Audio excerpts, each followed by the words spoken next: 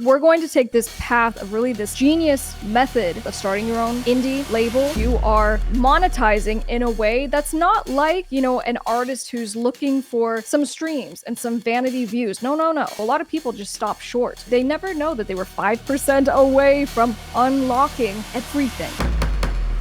So imagine you're signed to a record label, and this record label has a dedicated marketing department. There's a show agent. There's someone who's getting you bookings. You have even like your own team for styling and makeup and hair and your music videos, and you have an operations manager. So this is your day-to-day as an artist because you have an entire team to help you to actually reach your goals for your career. And, never have I ever realized more that I needed to do this for myself than when I realized I needed to start my own record label. And that's when this really clicked. And I go, in order to have this perfect, ideal situation of signing with a record label and having a team that really cares about what you're doing, signing with a record label that's not yours is a total variable. It's a gamble, and you don't know what you're going to get. Half of the time, what happens is that you get signed to a label, which is very exciting, and the label terms aren't going to be so super great, and we're going to talk about that. But if you sign yourself, right, this idea that you build your own enterprise, you keep 100% of your earnings. Imagine never being shelved. Imagine that you can not only keep 100% of your earnings, but you actually keep the ownership of your masters. I just covered this, how Taylor Swift had this huge, long, drawn-out battle because she wanted to repurchase the rights to her songs for the first 6 albums, and they wouldn't let her. And so it just became this thing where she's like, okay, well, I'm going to write out my contracts and then I'm going to re-record my music. And she got her fans to listen to her music. And what's most amazing is that she ended up finally repurchasing her albums. Now it's for an estimated something between $500 million and $1 billion. Okay, she finally did it. But at some point, this idea of like signing with a label, and hopefully the label can get you exposure and get you these opportunities, something different becomes important later on once you do achieve those things. So my challenge to you is, how can we help you to achieve those things for yourself so that you can make the money, you can get the exposure, but you can have 100% autonomy, authority on everything, and that you get 100% of the money. So that's what we're talking about today. Now, we've also seen certain artists who get signed with major record labels, and then they also learn this lesson, which is at some point, you don't want to work for someone else. And one came to mind as Tinashe. So Tinashe left RCA Records back in 2019, and she decided to really take a chance on herself. And I watched this interview that she did talking about this, and she's like, it's scary because you have a team, you have a label, a machine that's working for you. And she had to figure out how to do this for herself. And what was amazing, if you guys remember, her song Nasty went super viral in 2024, and it's one of her top songs right now on Spotify. She has something like 200 million streams that she did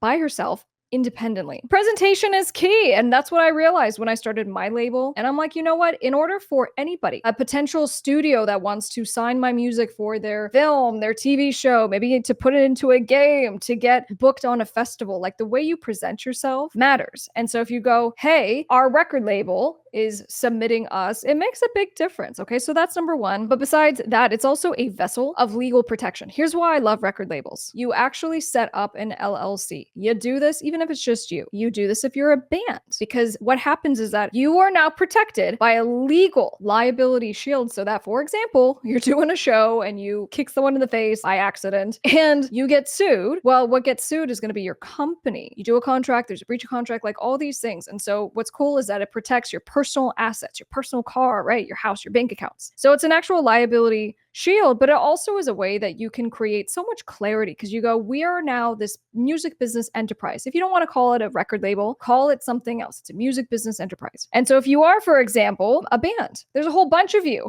and you need to have something where you have ownership in one place, but also sometimes you guys have investors. And so you're like, I'm going to have, whoever, mom, it might be a friend, and it might be just someone who's like a partner who just really believes in you. And so by having the LLC and then having what's called an operating agreement is how you structure this. So it's like a real life thing. And so you can now build on it, but there's so many benefits, right? So, with contracts in general and having an operating agreement, the huge plus of this is that it's a really fast way to resolve disputes. If you don't have a contract for the people that are working with you, one way or another, that's where problems come up because you didn't talk about it. You didn't put it into a contract. So you clear up problems by just talking about it and having the contract. And then also a question, little pro tip, is if you are interested in registering an LLC for what you're doing, even individually, individually, even if you're not thinking that you want to essentially build a music business around yourself or around what you're doing. Well, you still want to do this LLC. And where do you do it? You want to do it typically where you live. And there's some added benefits to maybe registering in certain states over others, but typically you do it where you live. But here's some other things that come up. The genius behind starting your own indie label is, well, number one, you have legal protection in the way that I just described. Number two, it's going to be, well, a recording agreement. You're literally going to sign yourself to your own company. And so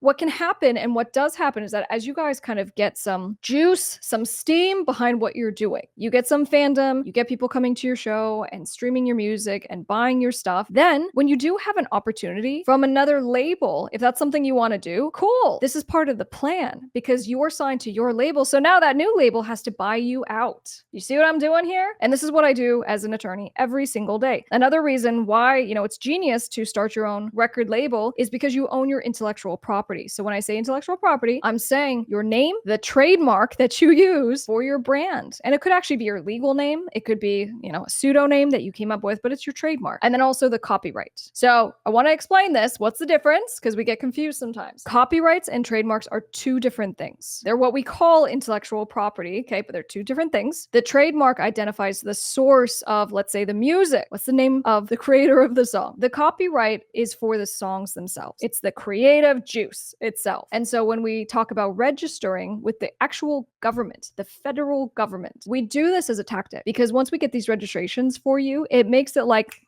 that to deal with infringers. And then also, most of the time, it unlocks more rights for you to deal with someone, to sue someone, to get monetary payment in really high amounts, such as up to $150,000 per instance of infringement. So by actually becoming your own business and you're like, I am this LLC. In my LLC, I'm going to put my copyrights, I'm going to put my trademarks, and you do this as you go, because the biggest thing that I can tell you is that when something bad happens, this should have already been done. So what I mean is when something real bad happens and you call me up and you say we need to sue someone for copyright infringement, I have to have that piece of paper to go and file the lawsuit. I have to have that piece of paper to get you your attorney's fees, to get you statutory damages. So as part of kind of your business plan, and why the genius of starting your own indie label is so smart is because now you're going to start doing these things. Even if you haven't done it up until today, you're going to start doing it. So you're going to own your intellectual property. And then here's just a beautiful little thing I'm going to plant in your head that hopefully will stay with you for the rest of your music career. It's not just how valuable your stuff is right now. It's how valuable it becomes over time. And if you own 100% of your intellectual property, that value, you get it all at the end of the day. So what I mean by this is that,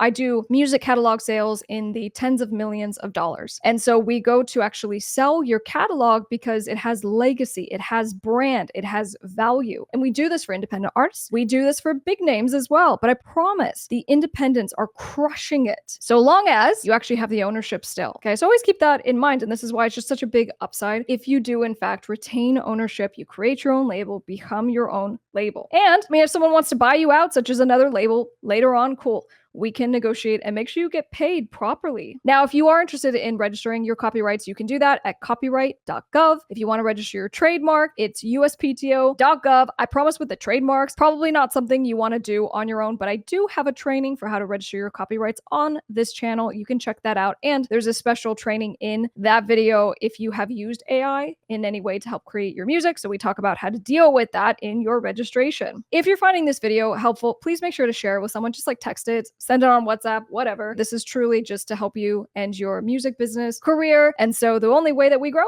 is if you share it out. So we appreciate you sending it to one friend. Now, the other piece of starting your own independent label is your team. So remember I mentioned, I'm like, look, you got your marketing person, you got your, legal affairs person. Eventually you will have persons. Starting, you're probably all those people, right? But as you build, you want to have what's called a contractor agreement. A contractor agreement says, if someone comes in and builds your website and writes all this great text and comes up with your ads and all this stuff, that your record label owns what is created. And the thing is that if you don't have this agreement, the way it works under the law is that the copyright that is created in the thing stays with the person who created it. So you can understand, me being an 11-year lawyer now, I've had these situations where we've literally had to go to court because someone someone paid someone else a ton of money, but they didn't get this contract signed. And so now there's a dispute of like, well, you paid the money, but I still own it. It's very frustrating. So you want to make sure that as you build this the right way. We're going to do this the right way because you are not putting out music. You are not investing blood, sweat, tears, and all your money to have this thing fail. So that's why we're going to do this the right way. And that's why it is so genius for those who do start their own independent labels. And then we start to monetize. Okay. And this is the piece where I had conversations this week with some clients and we were talking about this. And I'm like, we have, something like a band that is doing so well. And we have the opportunity to now really like hunker down on the marketing piece and what we are doing, because the best way for you to explode your project is to have your stuff go up. You create the virality, you create the excitement, because you have to figure out what works. And only you can do that. So a lot of people just stop short. They never know that they were 5% away from unlocking everything because they just needed a couple of tweaks in the type of content that they're making. So that's why I obsess about music marketing and making sure that with your brand, right? What's your brand? It's what people associate with you. It's how they know you. That's why I obsess about audience harvesting and making sure that you're collecting emails, right? How are you going to reach out and let people know when you got the new song and the new video, and that you can drop something and make a couple $1,000s right away. But we do this through, direct sales. Have a website, let people pay what they want. And so that when you drop the thing, the person who wants to pay you $50 for the song has an opportunity to do that and to really support what you're doing. But again, you do this because you are thinking like a record label, right? You are monetizing in a way that's not like, an artist who's looking for some streams and some vanity views. No. We're going to take this path of really this genius method of starting your own independent record label. So also there's brand sponsorships, right? And partnerships. And you get that as you build your audience. People just want other people's audiences. It's really that simple. So if you have an invested audience of, it doesn't even matter how many. I've seen small creators crush it and they'll get hey, will you post about this? I'll pay you $1,000. I just want you to post 3 times to your audience that seems to really care about what you have to say. So our clients are making a lot of money this way as well. And then of course there's licensing to TV, film, and games. So this is taking your digital assets. This is taking your music. You've already put in the effort. You've already put in the time and money to create. And now we're going to go and place it somewhere so it can be utilized, exploited more than once. It's not just about releasing it on Spotify or getting your fans to go and buy it through your website when you first drop it. It's about how do we keep making money off of it, right? A new TV show, a new game. Now, there's the whole AI part of this, okay? And talking about it in your content creation and music creation, because here's the thing, there are AI artists and there are even AI record labels. So just meaning that this is a certain type of content and it's a little controversial still, but there are ways to do this where you are basically, again, just building an enterprise around what you just love to do and finding ways to monetize. And so that's what I love to do. So I do have a step-by-step guide, and it's basically how to do this for your own independent label, your venture, your project. Okay. And I'll be sure to link that down for you. But basically what I'm just so obsessed with is taking my best methods of what I had to do for myself and,